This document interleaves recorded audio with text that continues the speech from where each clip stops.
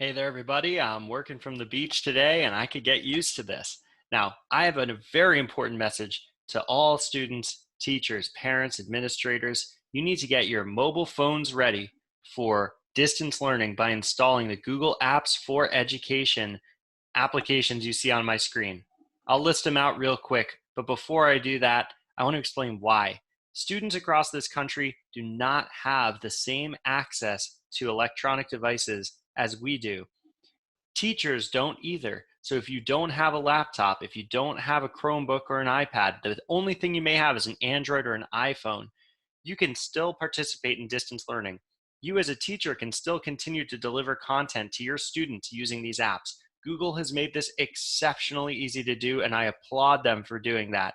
Now, before we begin, even if you have a laptop, even if you have a Chromebook or an iPad, still get your phone ready because you may find that you actually want to use this. I don't know if my cat Gateau is about to invade our lesson here. He's already gotten to my phone clearly. So let's get going with this. On my phone screen right now, we've got Google Calendar, Google Meet, Chrome, YouTube, Docs, Sheets, Slides, Drive, Gmail, Classroom, Hangouts, and Tasks. These are all things that you would use on your computer. There are way more apps than just this provided by Google. But with these 12 apps that are all free, it does not cost you a dime to get them. You can do all of your work directly from your phone. So students, teachers, get ready. Let's do this thing. I want to show you how to add one of these apps to your phone. If you're using an Android, just go to the Google Play Store. If you're on an iPhone, you can go to the App Store. On the bottom of my screen, that blue box with the white lines that looks like an A, click that, and we're inside of our App Store.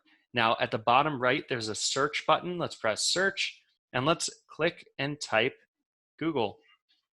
Now, as we type Google, a bunch of suggestions will show up. Let's pretend I wanted to add Google Classroom.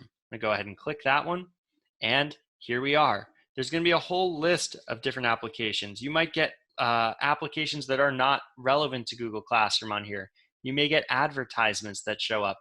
But for now, we're gonna click into this app and double check. You can see the developers, Google LLC. That's what you're looking for. You could see that just underneath the title, Google Classroom. It's gonna rotate between the tagline and the developer. So make sure that your developer is Google LLC before you install an application on your phone. Now, I've already installed this application, so I see the message open on there.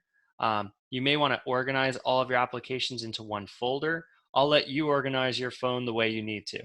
Now, I'm going to walk you through the setup of one of these Google apps. In this case, it will be Classroom. But the great thing is, every single Google app has virtually the same setup. So let's go through this. I'll click the Classroom icon. It opens right up. It says Get Started. And I can see if I'm already signed into different Google apps on my phone, I already have two users here. One is my personal, one is my work or school email. So obviously we want to use our school email or our work email to set this up. However, if you don't see anything here, press the person with the plus sign that says add another account, and you can type in your work email right here and get started. But since we already see it, I'm going to tap my gcds.net email account, give it a second, and a message will appear asking if I want notifications. Let me make a quick plug for notifications here because I think they get a bad rap. Students, if you want to get your classwork done and get it out of the way, turn on your notifications so that you know as soon as there's a new assignment due. Teachers, if you want to get up out of your seat and walk around the house, maybe get outside a little bit during this remote learning situation we've got ourselves into, good news, you turn on your notifications and you know when students are submitting their assignments. Parents, it's the same thing. If you want to keep track of when your students are submitting assignments, this is the easiest way to do so. So for me, I'm going to press allow. This is up to you. Now on this page, you're going to see a list of your classes. So I can see all of these here. There's even a plus sign at the bottom right where I can create a class or join a class directly from my phone. So teachers, if you don't know how to create a Google Classroom, it's this easy. Sign into the app, press that plus sign at the bottom right, and create a class. give it a name. We'll call it tech class. That's just because what I'm going to call it today. You call it whatever you want. You can fill those in if you want. Press create at the top. And all on my phone, I have created a Google Classroom. I can invite my students to it from the next page by clicking people. I can press the people with the plus sign and type in their email addresses. I can invite other teachers by pressing the person with the plus sign next to teachers. It's that straightforward. If I want to get back to my other classes, press those 3 lines at the top left and press the home button that says classes, right? And I can see one of my classes, Tech Test, has 5 students in it, and there's an assignment due. There's a white box that says writing assignment.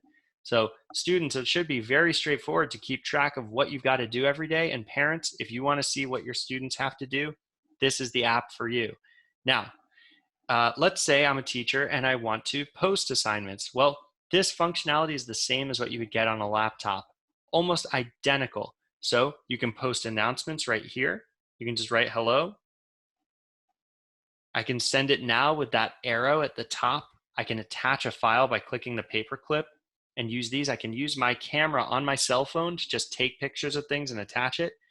Pressing the 3 dots gives me an interesting option to schedule something that I can send to people. So what I'm going to do is kind of wrap this up here and say, play with this. If I press classwork and I press the plus sign, I can add assignments. Each of the apps on this home screen will work with your Google Apps for Education. One more thing before I go. To those Apple users out there who have iPhones, while I know you probably love your Apple Calendar app and your Mail app from the iPhone, I really would like you to install Gmail, to install Google Calendar and Chrome, the actual applications that you see on my screen, not the default Mail app on your phone, not the default calendar app provided by Apple or Safari. Why? The reason is because we IT people at schools are going to be pushing things out to your phones regularly. We need to make sure that there is a uniform experience, and Google has optimized these applications for this purpose. So, with that being said, let's practice using each of these apps. I'll continue uploading videos. Sometimes I'll use my computer, sometimes I'll use my phone. And with this, every student in this country, and hopefully every student around the world that has a school that's signing up for Google Apps for Education, which again is free right now. I believe that the entire Google App experience is free to schools. We can provide a consistent remote learning experience to students as long as they have one smartphone in their family.